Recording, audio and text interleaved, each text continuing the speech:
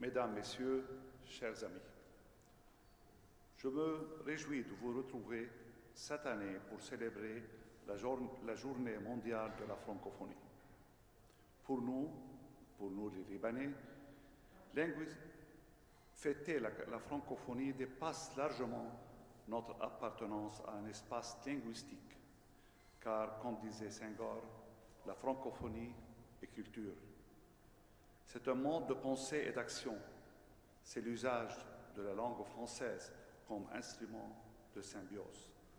Par-delà, nos propres langues nationales ou régionales pour le renforcement de notre coopération culturelle et technique.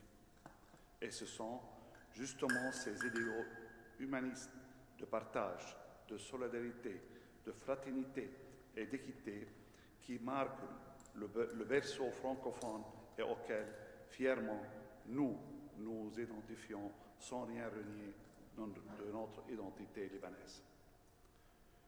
Le Liban, qui, comme disait Michel Chiha, est singulier dans sa pluralité et qui est une mosaïque d'idéologies politiques et de communautés religieuses, n'a d'autre choix que suivre le chemin de dialogue constructif, de respect mutuel et de la tolérance qui n'est autre que l'harmonie dans la différence. Ces principes ont toujours guidé mon action politique et auxquels je m'attache davantage en ce moment de crise multidimensionnelle à laquelle nous devons faire face dans la synergie, la coopération et l'apaisement. Hélas, en plus de cette crise, nous sommes toujours victimes des agressions d'Israël qui ne cessent de bafouer le droit international en visant les civils, les infrastructures et persistent à mener une destruction délibérée des écosystèmes naturels et agricoles. Et dans la tourmente d'une déstabilisation régionale et mondiale, où la paix est plus que jamais vulnérable et où l'humanité a échoué face à la Palestine, seul un recours aux valeurs humanistes telles que celles véhiculées par la francophonie peut nous éviter le naufrage moral et éthique. Chers amis, nous Libanais, sommes déterminés à vivre et ne jamais baisser les bras.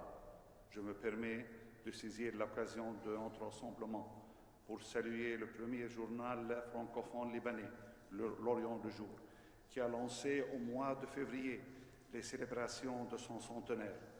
Ce quotidien a défendu de tout temps, malgré vents et marées, un Liban libre, pluriel et souverain, et s'est toujours érigé en défenseur acharné des libertés publiques et de la liberté de la presse.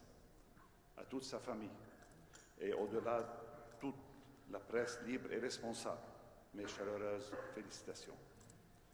Je termine en évoquant quelques mots d'Amin Maalouf prononcés dans son discours d'investiteur à l'Académie française. Il nous parle de ses rêves d'harmonie, de progrès et de coexistence. Des rêves, poursuit-il, malmenés aujourd'hui par un mur de détestation qui s'élève ici et là entre pays, ethnies et communautés religieuses. Son ambition, dit-il, est de démolir ce mur. Je suis confiant que toutes et tous, réunis ici, nous partageons ces rêves. Par nos convictions, notre détermination et notre action, nous parviendrons certainement à les réaliser. Vive le Liban, vive la francophonie.